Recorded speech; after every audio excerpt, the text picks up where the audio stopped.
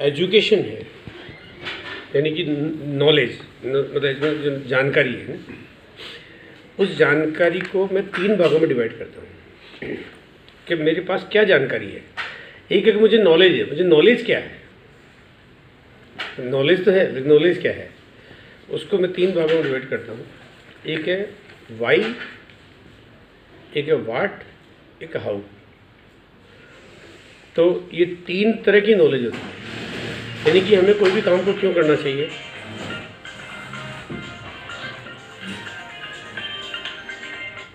Hello hello hello hello hello, गलती से dial हो गई।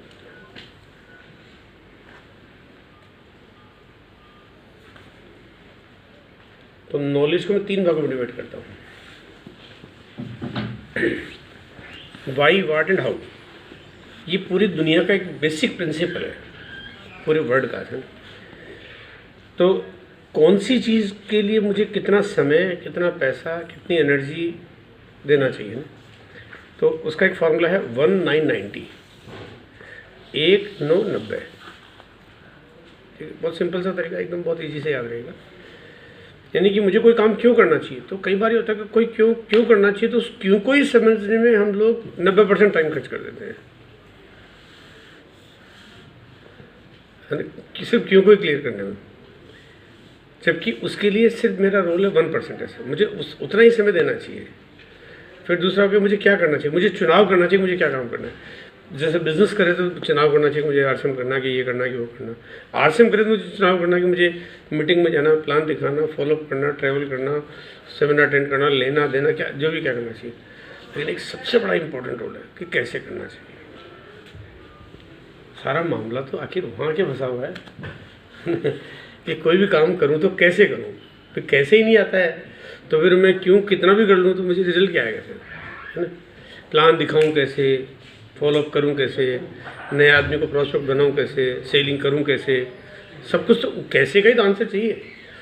लेकिन समस्या ये होती है कि कैसे तक लोग पहुँचते ही नहीं है। That's called skill development programme. हमारे अपने अंदर वो एक एफिशिएंसी डेवलप हो जानी चाहिए कि हम किसी भी कामों को अंजाम देना शुरू कर दें। ऐसे आदत आ जानी चाहिए, वो हैबिट में डेवलप हो जाना चाहिए ऐसे, और वो सीखना चाहिए। इस दुनिया में जितनी भी जो जैसे ऑक्सफोर्ड यूनिवर्सिटी है, वहाँ क्या मोटिवेशन सिखाया जाता है? नहीं, है ना। और या जितने भी जो बड़ी डिग्री और डिप्लोमा होल्डर्स जो बनते हैं, जिनकी सीधा पहले दिन से ही जब जॉब लगती है तो उनकी फाइनल डिग्री मिलने से पहले ही उनको लाखों और करोड़ों के पैकेज मिलना शुरू हो जाते हैं, क्योंकि they complete why, they not complete why, they not complete what, they complete how. कैसे उनको पता है, इसलिए बड़ी कंपनीज, बड़े कॉरपोरेट, बड़े डिसीजंस, उनको पता कि हम कैसे कर लेंगे इसको ना, जहाँ चैलेंज आएगा उसको चेंज करेंगे, बट कैसे को कर लेंगे इसे। तो नॉलेज का एक बहुत बड़ा रोल है, बहुत बड़ा, वो है कि कैसे कोई काम को करना चाहिए। ये थोड़ा सा ट्रेनिंग का रोल आता है, जब अपन को ट्रेनिंग करते हैं तो फिर ट्रेनिंग जब होती है, वर्कशॉप्स होती है, तब फिर ये सब चीज़ों को सीखा जाता है। प्रॉस्पेक्टिंग करनी तो कैसे करनी। अभी देखिए, मेरा ये कहना है कि हमारी अपनी प्रॉब्लम क्या है कि एक आदमी की जो परिचितों की लिस्ट है वो है 200, 300, 400, 500 लोगों की, बस ये एक लिमिट है। 700 में, 1000 में से अपरिचित कितने हैं? 30 करोड़। मतलब जैसे अगर मैं मेल मेंबर्स निकालता हूँ 20 साल से 50 साल की एज के, तो 30 करोड़ है। 60 करोड़ पॉपुलेशन है वो वाली।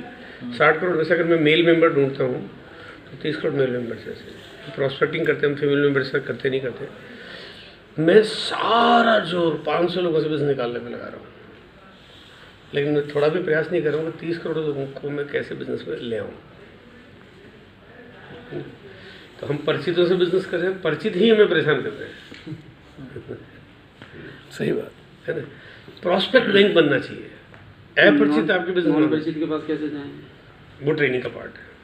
यही मतलब जो कहते हैं ना, प्रॉस्पेक्टिंग एक सब्जेक्ट है, तो मतलब ये धीरे धीरे इस तरह की ट्रेनिंग आनी चाहिए। तो जो बात अपन कर रहे हैं, कोई भी बिजनेस को चेंज करना, कुछ भी करना, नए लोग आने चाहिए। मतलब किसी भी स्थिति में किसी भी जगह बिजनेस खड़ा कर लें। देखो, अगर हवा जिधर बह रही है हम उधर जा रहे हैं तो इसका मतलब हम सही दिशा में नहीं जा रहे हैं। हम जिधर जाना चाहते हैं हम उसी दिशा में जा पाएँ, वही तो जानना, वही तो सीखना, वही तो टेक्निक है, वही तो आर्ट है, वही तो कला है। हमें वो आना चाहिए, हम जो चाहें वो कर लें, है ना। ये थोड़ा सा मैं पार्ट बात कर रहा हूँ नॉलेज की। ये इस तरह की जो ट्रेनिंग्स होती है, जो जैसे प्रॉस्पेक्टिंग का सब्जेक्ट है, थोड़ा लंबा सब्जेक्ट है, मतलब 6-8 महीने का कोर्स है ये कोई एक दिन की वर्कशॉप में कुछ भी नहीं होता है, थोड़ा लंबे चलते हैं। बट ये एक सही एजुकेशन अगर कहते हैं तो वो उसको कहते हैं, जब ट्रेनिंग की और वर्कशॉप की बात आ रही है उसको कहते हैं। हाँ, ये है कि ये एक बार 4-6 महीने उस तरह की कोर्स और प्रैक्टिस हो गई, उसके बाद बिजनेस को किधर करना, क्या करना, कैसे करना, साला फिर कोई चैलेंज नहीं आता ऐसा। ये तो मेरी बात थी, इस बात को तो मैं यहाँ स्टॉप कर रहा हूँ। थोड़ा सा इसलिए बोला मैंने बात, ताकि कल कभी हम ट्रेनिंग्स के बारे में आए तो पता रहे कि हमारे टॉपिक्स और एजेंडाज क्या होते हैं वैसे ना। हालांकि ट्रेनिंगों के भी मॉड्यूल्स होते हैं। एक होती है इन्फॉर्मेशनल ट्रेनिंग, यानी कि जिसमें जानकारियाँ मिलती है। अधूरी और कमज़ोर जानकारियों से हम कभी भी कोई भी काम को अंजाम दे नहीं पाते हैं, हमारा विश्वास कभी उसके ऊपर पैदा नहीं होता है, क्योंकि जानकारी अधूरी, इनकम्प्लीट नॉलेज है। जब नॉलेज थोड़ी सी पूरी होती है, ज़्यादा होती है, तो हमारे विश्वास का लेवल बढ़ जाता है, काम करने का तरीका बदल जाता है, फिर मुश्किलें छोटी हो जाती है और आउटपुट बड़े हो जाते हैं। दूसरी ट्रेनिंग होती है जहाँ पे हम लोग मोटिवेशनल बात करते हैं, जहाँ पे क्योंकि हम कहीं ना कहीं जो मतलब ना अंदर जो दबाव है वो खुल जाता है। लेकिन सबसे इम्पोर्टेंट पार्ट आता है वो है कि हम चीज़ों को अंजाम कैसे दे रहे हैं। स्किल ट्रेनिंग पार्ट है। स्किल्स में होता है selling skills, prospecting skills, counselling skills, follow up skills, है ना। और इस तरह के फिर अलग अलग डिफरेंट सब्जेक्ट्स आ जाते हैं। फिर एक आता है पार्ट जहाँ पे हम पर्सनालिटी डेवलपमेंट के बारे में बात करते हैं। पर्सनालिटीज़ कैसे इंप्रूव हो, तो इनर पर्सनालिटी कैसे डेवलप हो और आउटर कैसे डेवलप कर सकते। चलो, ये तो ठीक बात है। एक और सब्जेक्ट में बात कर रहा हूँ, एक थोड़ा सा डिफरेंट चीज़ है, वो शेयर। अभी आप सब लोग जिस लेवल के मेरे साथ बैठे हुए मोटा देखिए, मैं एक बात बहुत स्पष्ट रूप से कहना चाहता हूँ कि मैं अभी 54 ईयर्स की एज में एंटर कर रहा हूँ, 53 साल मेरे को कंप्लीट हो चुके। मैं चाह के भी अपने भीतर वो बदलाव नहीं ला सकता, क्योंकि मेरा सबकॉन्शियस माइंड में वो चीज़ें इतनी गहराई तक चली गई है जिसको मुझे बदलना चाहिए। तो मेरी जो गलतियाँ, मेरी जो मिस्टेक्स है ना, उसको ठीक करना मेरे लिए थोड़ा सा टफ जॉब है। लेकिन जो यंग जनरेशन है, जो आज से 20-22 साल, 25 साल, 30 साल, 35 साल के हैं या 45 साल के, उनके लिए कंपैरिजन में वो थोड़ा आसान काम है। तो सीखने का एक टाइम फ्रेम है, जो एक अवधि है, जो पीरियड है, वो पीरियड जितना ज़्यादा हम निकालते जाएंगे उतना ज़्यादा बाद में बदलना मुश्किल होता जाएगा। तो क्या चीज़ें हैं जिसको बदलना ज़रूरी होता है ना। जैसे कुछ चीज़ें जिसको बदलना नहीं, जिसको समझना ज़रूरी होता है। कुछ चीज़ जिसको हैबिट में लाना ज़रूरी होता है। हैबिट है, जो हैबिट है वो तो हैबिट बन गई आपकी। तो हैबिट माने का एक सबसे बड़ा और सबसे इम्पोर्टेंट रोल है, वो है प्रेजेंटेशन स्किल। आप लोगों को कैसे कम्युनिकेट करो, कैसे लोगों को शेयर करो, कैसे बात करो। मेरा स्टाइल आप देखोगे तो मेरा ही दिखेगा, मुकेश जी का दिखेगा, बच्चा को कैसा, क्योंकि हम लोग अभी क्या इस जगह आगे ढल गए ढांचे में, अब बदलना मुश्किल है। कोशिश करते हैं तो बहुत थोड़ा बहुत बदल पाते हैं, लेकिन जो नई जनरेशन है वो अपने प्रेजेंटेशन को बहुत इम्प्रूव कर सकती है, बहुत इम्प्रूव कर सकती है, और वो लाइफ का एक बहुत बड़ा पार्ट बन जाता है कि आप ऐसी क्या तरीके से लोगों के सामने बात करो कि सामने 10 आदमी की जगह आपकी बात सुनने के लिए 50 आदमी हमेशा तैयार है। सामने जो बैठे हैं, आप अगर बात करके 10 से हाँ करवाते हो या 2 से हाँ करवाते हो, आपकी हाँ 5 से निकलना शुरू हो जाए। जो हाँ करवाते हो उसके जो परिणाम आते हैं, उसके बाद वो केवल एक फॉर्मेलिटी जैसा बिजनेस करता है, उसकी जगह वो थोड़ा ज़्यादा मैच्योर बिजनेस करना शुरू करे। फिर उसके बाद जब वो काम कर रहा है तो उसकी थोड़ी सी लाइफ जो है उसकी ज़्यादा हो, बहुत जल्दी वो डिमोरलाइज नहीं हो जाए, है ना। तो ये प्रेजेंटेशन की स्किल है जो कई गुना चीज़ों को बढ़ा देती है। ये एक दूसरा पार्ट है जो प्रेजेंटेशन स्किल पे होना चाहिए। कभी भविष्य में मौका मिलेगा इस पर बातचीत करेंगे, एक टॉपिक रखेंगे कभी ऐसा नहीं। हो सकता है कि 11 फरवरी को जो ये प्री कवर एंड अबव की जो ट्रेनिंग है उसमें अगर होगा तो थोड़ा बहुत मैं पार्ट इसका रखूँगा, ऐसा मेरा प्लान है। एक्जैक्टली प्रेजेंटेशन क्या होना चाहिए, प्रेजेंटेशन कला क्या है ऐसा मैं जो नहीं कर पाता हूँ उससे कई गुना ज़्यादा लोग नीचे के लोग कर पाएंगे सर, मतलब क्योंकि हम तो अभी वो उसमें चले गए सब कॉन्स्टेंट में सर। ऐसा है। तीसरा पॉइंट आते हैं अपने, है ना, वो कि जैसे भी आप एनिवर्सरी पे पिन चेंज करना चाहते हो, मेरा अपना बहुत सिंपल सा प्रिंसिपल है। वो प्रिंसिपल क्या है कि काम को कम कैसे करें। आप जितना काम कम करोगे आपके परिणाम उतने ज़्यादा हो जाएंगे, आप जितना काम ज़्यादा करोगे उतने परिणाम आपके कम रहेंगे। बड़ी उल्टी चीज़ बता रहा हूँ आपको, है ना, क्योंकि हम कर रहे हैं तो सिर्फ हम अपने तरीके से कर रहे हैं, हम उतने मैच्योर, उतने परिपक्व, उतने परफेक्शंस में नहीं हैं, हम बहुत बड़े कामों को अंजाम दे रहे हैं, इसलिए हम अपने आप को कम ही करें, सिस्टम को ज़्यादा लिए, है ना, हम अपने रोल कम कर दें, सिस्टम के रोल ज़्यादा कर दें। सिस्टम जो कर सकता हम कर नहीं सकते थे, है ना।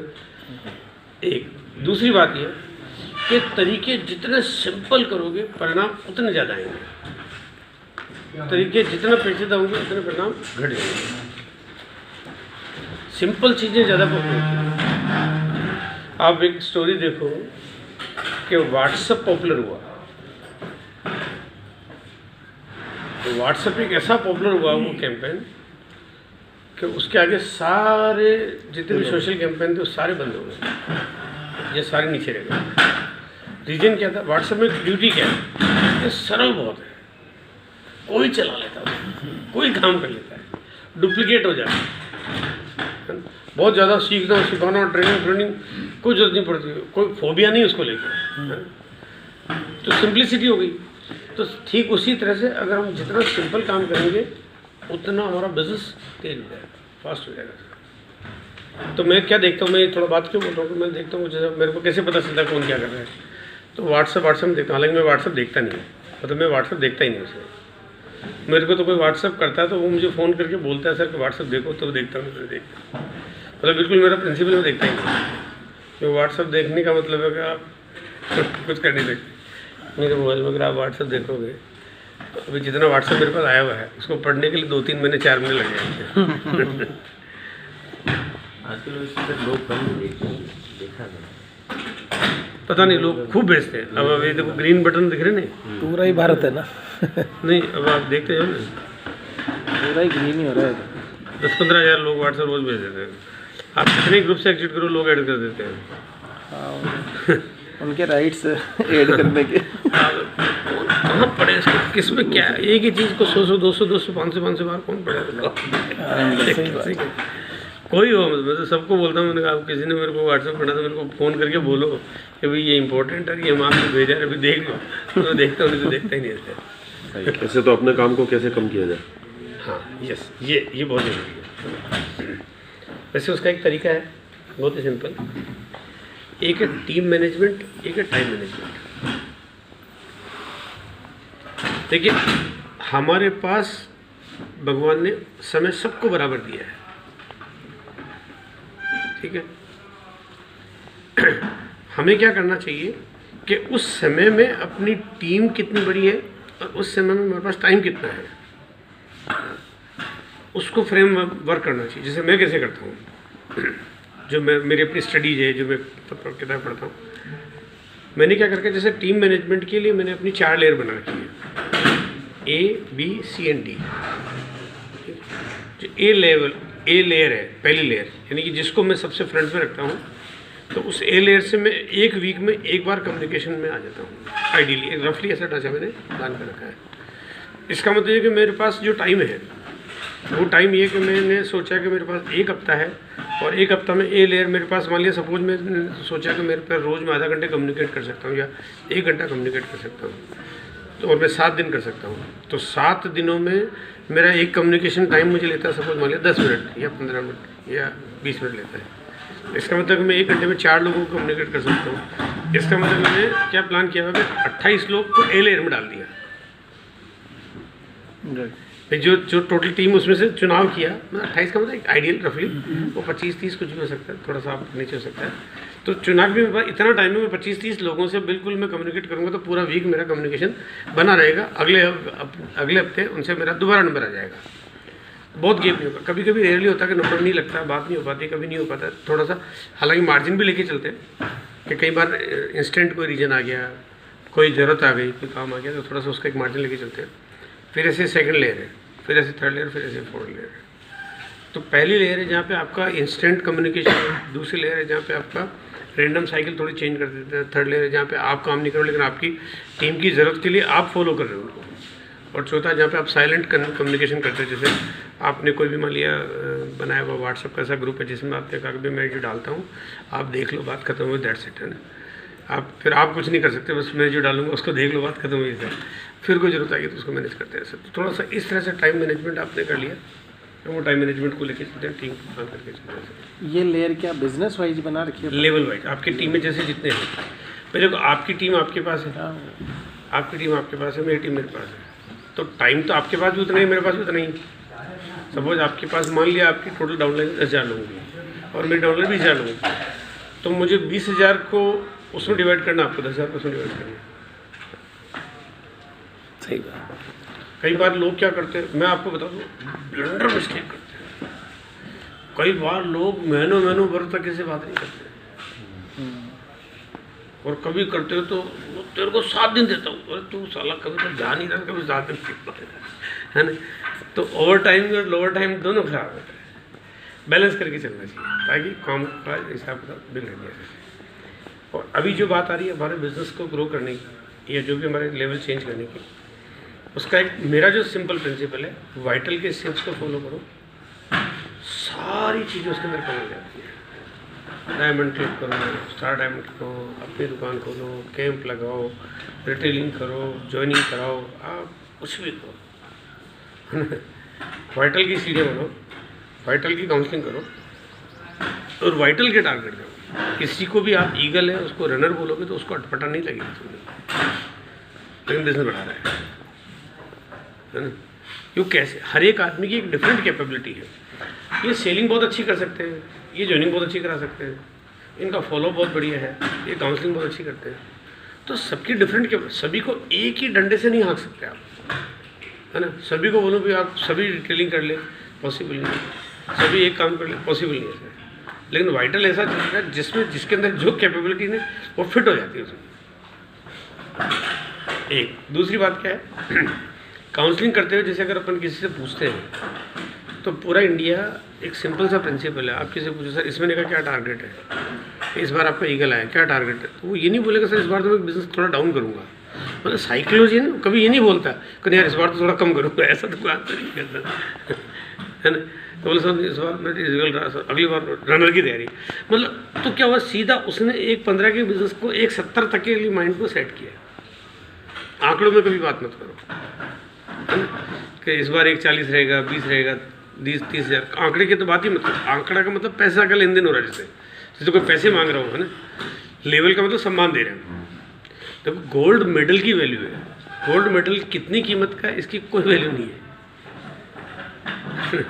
तो हाँ, तो उपलब्धि उसकी गरिमा बढ़ाओ, उसको लेवल को हमेशा सम्मानित करो, लेवल को हमेशा प्राथमिक करो, लेवल को हमेशा प्रायोरिटी पर रखो। आप अगर अच्छे से अगर काउंसलिंग करोगे वाइटल की, अच्छे से काउंसलिंग कराओ, सर्तिया बिजनेस बढ़ेगा आपको 100%। और 3 महीने में 1 लेवल 2 लेवल चेंज हो जाना लाजमी है सर। बहुत आराम से, बहुत फोर्स मत रखो, लेकिन बहुत ढीला भी मत छोड़ो, ज़्यादा रिलैक्स मत रखो। आप इम्पोर्टेंस ही बढ़ो। हमारे यहाँ क्या इम्पोर्टेंस ही नहीं होती ना, तो दिक्कत क्या आती है, जैसे भी कोई स्टूडेंट है, कोई बच्चा है 6ठी क्लास में पढ़ रहा है, 6ठी क्लास के जब एग्ज़ाम्स आते हैं ना उसको टेंशन शुरू हो जाती है, उसको, उसके मम्मी को, उसके पापा को, उसके दादा को, दादी को, सबको बच्चों के एग्ज़ाम से। घर के पास में अगर कोई साउंड म्यूजिक चल रहा होगा बंद करा देंगे, स्कूल में कंप्लेंट करेंगे, पड़ोसी को कंप्लेंट, सब बच्चों के एग्ज़ाम से क्या चला रखा है, पुलिस भी बैन करा देती है, बच्चों के एग्ज़ाम चल रहे हैं। कोई भी एक्टिविटी है, कहीं जाएंगे नहीं, मीटिंगों में नहीं आएंगे, या कोई भी काम हो तो बोलो सर बच्चों के एग्ज़ाम चल रहे हैं। कितनी प्रायोरिटी है 6ठी क्लास के बच्चे के लिए जिसको 7वीं में ले जाना है। मुझे ये बताओ कि 6ठी क्लास का स्टूडेंट 7वीं में चला जाएगा तो कौन सा डॉक्टर बन जाएगा, है ना। और अगर फेल हो जाएगा तो कौन सा कोई दुनिया लुट जाएगी। न फेल होने से कोई फ़र्क पड़ रहा है, न पास होने से कोई बहुत बड़ा फायदा हो रहा है, लेकिन इम्पोर्टेंस ही बना दी गई है कि छठी क्लास पास होनी है ना। ऐसे इम्पोर्टेंस ही बना दो कि रनर से विनर जाना है, रनर से विनर गया नहीं, कितने बैंड बजा लो फर्क ही नहीं पड़ रहा। क्यों नहीं पड़ रहा? फिर रनर से विनर नहीं जाएगा तो फिर वो डॉक्टर कैसे बनेगा? ऐसे यानी उसको कैलकुलेशन क्योंकि हमने इम्पोर्टेंस ही नहीं बनाई इसकी, लेवल चेंज करने का इम्पोर्टेंट फैक्टर बना कर आसान हो जाएगा। सीढ़ियाँ बनाओ। मैं निकलूँगा थोड़ा, हाँ जी। 1-2 मीटिंग और है आज। ठीक है, ठीक है। बस लिमिट